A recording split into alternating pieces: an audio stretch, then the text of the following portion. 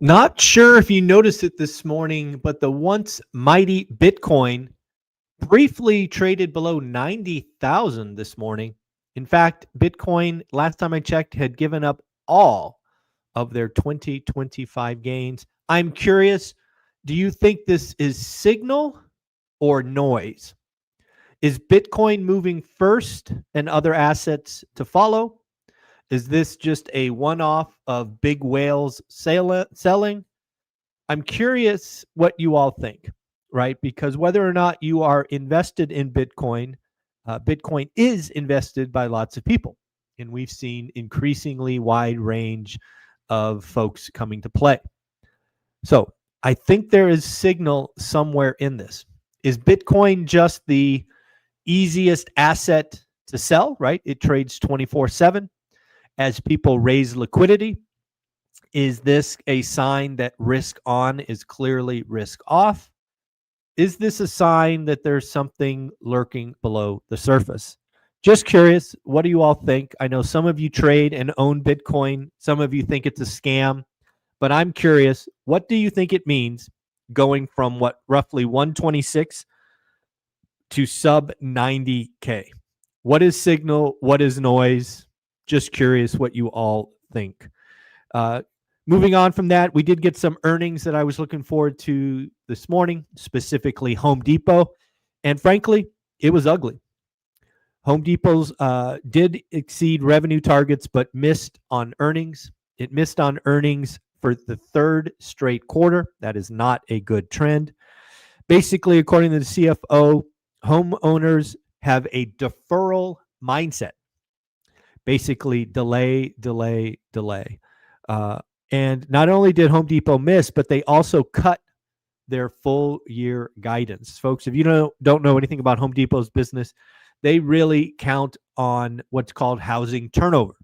And as we've seen, and frankly, we called on this channel, housing turnover is going to go to a record low.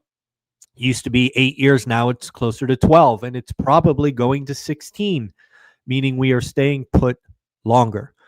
On top of Home Depot, we got a report from Klarna. Klarna is the biggest buy now, pay later organization that's publicly traded. They beat top line and bottom line. Revenue was up 26% year on year. I'm not actually sure that's a good thing, right? I think buy now, pay later is a disaster waiting to happen. But nonetheless, they now have over 100 million users on the platform. Now, I'm going to guess that 100 million users, they're not all active. That's what I'm guessing. It didn't say in the report.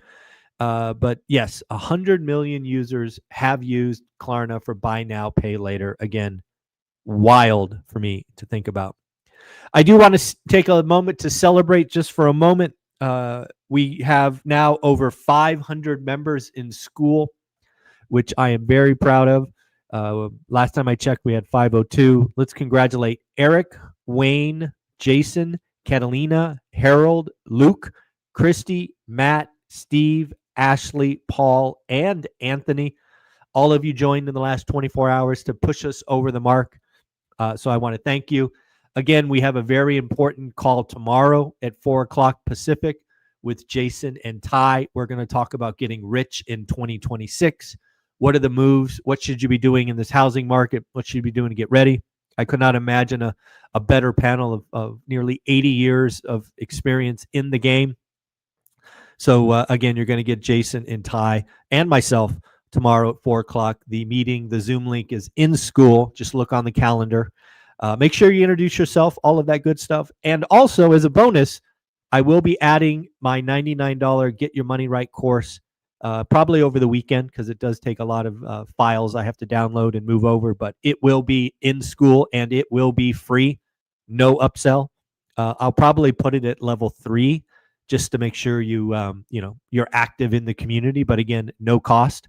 That's a course that's done over 50 grand, but we're going to give it away. You give even more stuff away inside school. So again, it will be there hopefully this weekend. So I'll get that going. Next up, let's talk about what Mike Simonson's reporting on home sales, his weekly home tracker, which I appreciate reading every Monday. Pending home sales. are up 15% year on year and 8% week on week. Again, remember, folks, we called the bottom in August, and we're looking pretty good. Even with the government shutdown, it looks like that August call is going to be pretty legendary. I think if we get to like March or April next year and it holds, your boy got another one right, but still a little early, so we shall see. Price cuts over 40%, over 41.5% of listings have had at least one price cut, again, near a record high. And active inventory is 839,000, up 16% year on year. So again, never forget, folks, as I've said many times during our growth phase, Olivia and I did 60% of our transactions between Halloween and New Year's Day. Lots of people take it off. Lots of people just get the holiday blues, I guess. I don't know what they're doing. And we picked up almost over half our deals were between Halloween and New Year's Day. So again, do the work, do the work, do the work. Disrespectful offers, follow up, follow up, follow up.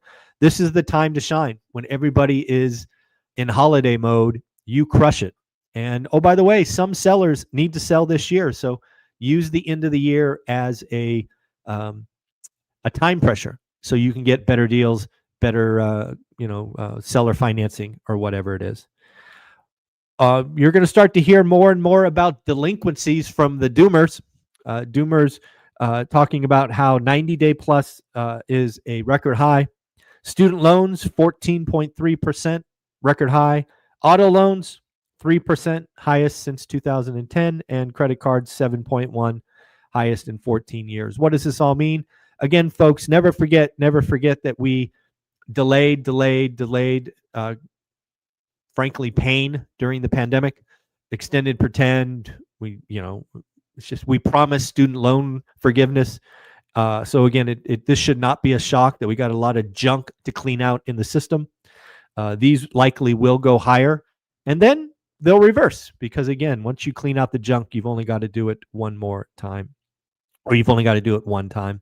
On top of that, we have overall credit rejection rate hitting a new high at almost 25%, 24.8. What does that mean?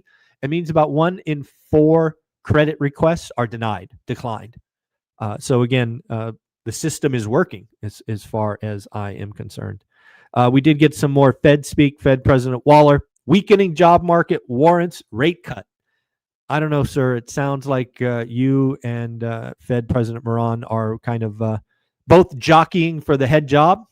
And I think a lot of your peers are like, nope, we've missed inflation target for 4 years. We're going to focus there. So I know the odds of a December rate cut currently sit at 45%. Last time I checked, 45.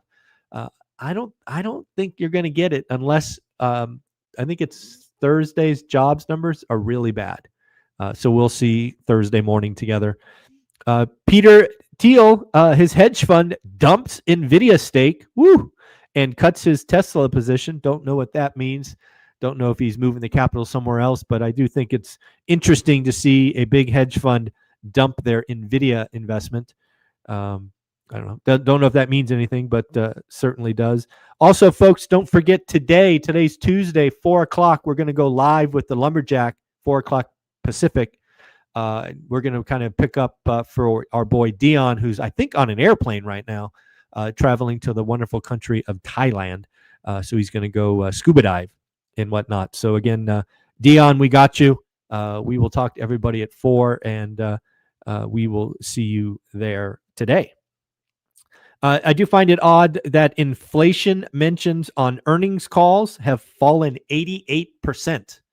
What does that mean? Well, it means that inflation was top of mind for CEOs and CFOs about a year ago, and it quite frankly is not today. They have fallen 88%. What else do we got? We'll talk about, we had one more earnings I missed. Excuse me, Trip.com. Beat top line and bottom line with revenue up 16% year on year. So again, the K-shaped economy for the win. The haves and the have-nots kind of in full display at Trip.com. And the last thing I want to talk about was something that happened in school.